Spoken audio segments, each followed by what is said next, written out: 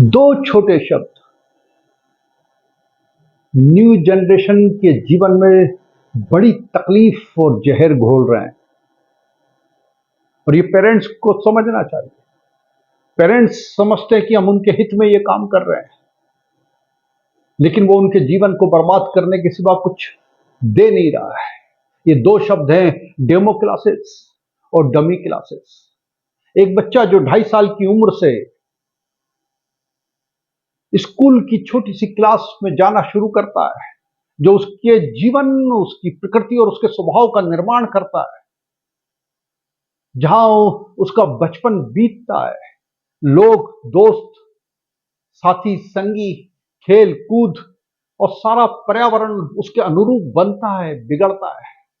उसके साथ वो रचा बसा होता है, लड़ता है, झगड़ता है। वो संघर्ष उसके जीवन का स्थायी भाव बन जाता है और आप अचानक उसे उठाते हैं किसी दूसरे के कहने पर, किसी ऐसे व्यक्ति के कहने पर, एक ऐसे कमर्शियल इंस्टीट्यूट के कहने पर कि इसके स्कूल से इसको बाहर निकाल दीजिए और किसी डमी क्लास में भेज दीजिए, और वो चला जाता है। उसके संगी साथी छूट जाते हैं, उससे झगड़ने वाले, उसके साथ सुलह करने वाले, उसके साथ समय को व्यतीत करने वाले वो तमाम लोग उससे बिछड़ जाते हैं। अचानक वो अकेला हो जाता है और आप उसे उठाकर अपने घर ले आते हैं। डमी क्लासेस उसके जीवन में कभी नहीं आती, वो कोचिंग क्लासों का हिस्सा बन जाता है। आप सोचते हैं कि 24 आवर्स बच्चा पढ़ रहा है, लेकिन आखिर बच्चा पढ़ेगा कितना?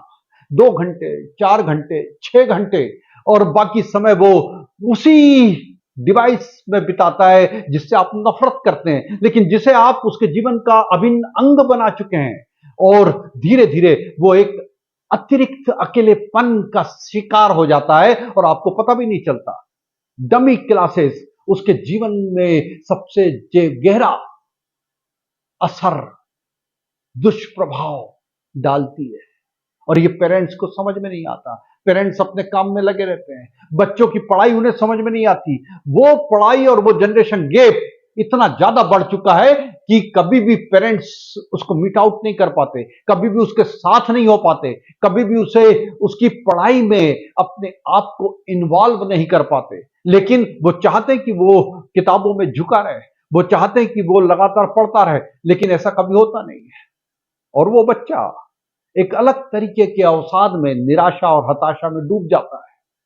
और उसके बाद जब नतीजे नहीं आते तो वो आप ही के प्रति आक्रामक हो जाता है, क्योंकि सारा का सारा दोष वो आपका मानता है, क्योंकि निर्णय लेने की सारी सुविधा, सारी स्वतंत्रता उसने आपके हाथों में सौंप रखी थी और उसके जीवन के नियंता आप बन जाते हैं। उस ईश्वर और उस बच्चे के बीच में आप आ जाते हैं और आप सोचते हैं कि आप ही निर्णय करने वाले हैं, और आप जो निर्णय करते हैं उससे उसका कभी भला नहीं होता। ये डमी क्लासेस उसको कभी भी उसके मुकाम पर पहुंचाने में सफल नहीं हो पाती। और दूसरी चीज है डेमो क्लासेस।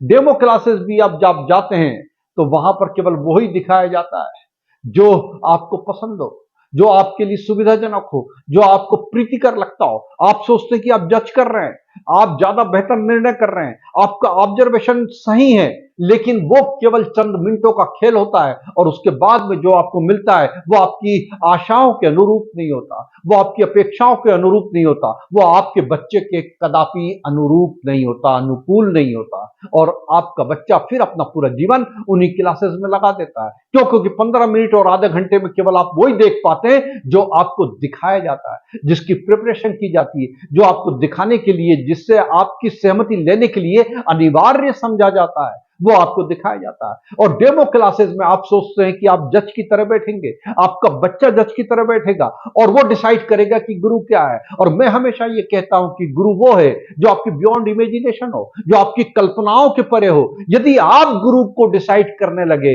तो वो गुरु फिर गुरु नहीं है, वो आपकी सीमाओं के अंदर है। आपने उसकी व्याख्या कर ली, आपने उसकी परिभाषा गढ़ ली, और जो आपकी परिभाषा में आ जाएगा, जो आपकी सीमाओं में आ जाएगा, वो गुरु नहीं रहेगा।